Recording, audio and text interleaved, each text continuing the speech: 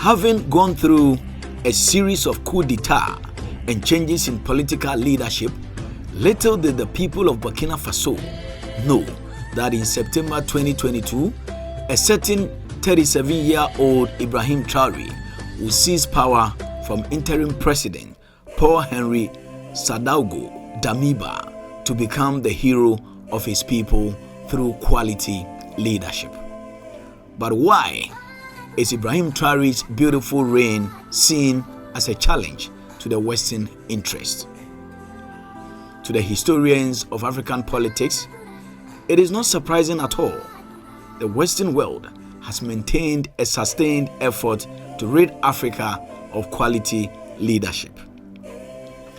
The first president of the Republic of Ghana, Osagyefo Dr. Kwame Nkrumah, said, and I quote, "Neocolonialism is also the worst form of imperialism."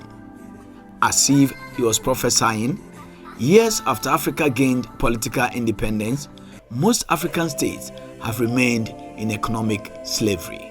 The Western world has made a conscious and a sustained effort to eliminate all the quality African leaders.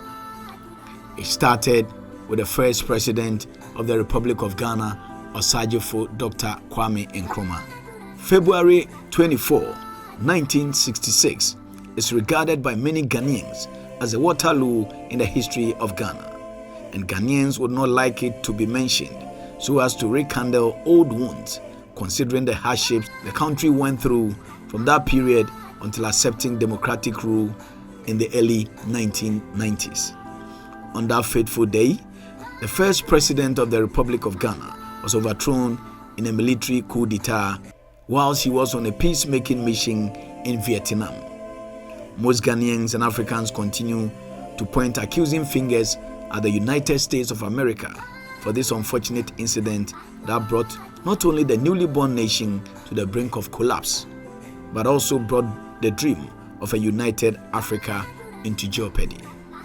Just around the time that Dr. Nkrumah was being hunted, another brilliant African was under siege in the Democratic Republic of Congo. On June 30, 1960, when DR Congo won its independence, Patrice Lumumba instantly became the target of the Western world. Lumumba was the most important politician in the country at the time, and the one whom the Belgians were most concerned about. Lumumba's remarks on the day of handing over were clearly a direct reply to King Boudin of Belgium.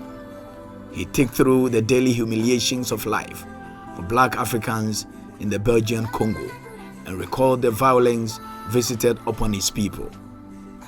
And then, his voice rising, he told his countrymen, "We, who suffered in our bodies and hearts from colonialist oppression, we say to you out loud, from now on, all that is over." Little did Patrice Lumumba know that his colonial masters saw his statement as an affront. 7 months later, Patrice Lumumba was murdered, brought down by a combination of Congolese politicians and Belgian advisors, with the tacit support of the United States and malign neglect of the United Nations. The war against brilliant African leaders went on unabated. In the late 1980s, Burkina Faso had another brilliant leader in Captain Thomas Sankara. Sankara's revolutionary programs and reforms for African self-reliance made him an icon to many of Africa's poverty-stricken nations.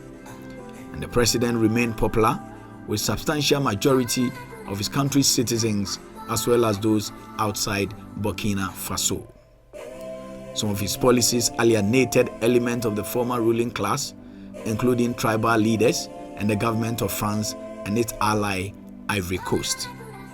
On October 15, 1987, Thomas Sankara was assassinated by troops led by Blaise Compaoré, who assumed leadership of the country shortly thereafter. Compaoré retained power until the 2014 Burkina Faso uprising.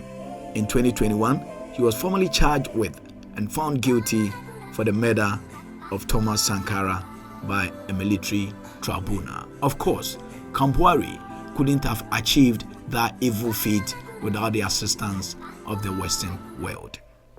Between 2010 and 2011, the attention of the Western world was turned on the Libyan leader Colonel Muammar Gaddafi. In August 2011, as Libya's rebels and NATO jet began an assault on Tripoli, Colonel Muammar Gaddafi delivered a speech calling on his supporters to defend the country from foreign invaders. He said, "There is a conspiracy to control Libyan oil and to control Libyan land, to colonize Libya once again. This is impossible, impossible. We'll fight until the last man and last woman to defend Libya from east to west, north to south," said Colonel Muammar Gaddafi. 2 months later, Muammar Gaddafi was dragged bleeding and confused from a storm drain in his hometown of Sète before being killed. 14 years on, after the outbreak of a second civil war, Gaddafi's proclamation is not far from the truth. But as the United States of America has retreated from the role it played in his downfall, a constellation of emboldened regional powers has descended on Libya instead. Ibrahim Traore's actions, particularly his alliance with Russia, his nationalization of mining assets, and his strong anti-imperial rhetoric are seen as a challenge to Western interests and the traditional influence of France in the region. Traore's rhetoric, which accuses Western powers of exploiting Burkina Faso and attempting to keep the nation in a state of slavery, is seen as a direct attack on Western influence and a challenge to the status quo. Thank goodness, the people of Burkina Faso have rallied support for their youthful leader Ibrahim Traore. But the question remains, how sustainable will this effort be? Will the Western world triumph this time around too? Or Africa will for once rise to defend its own? Time will tell.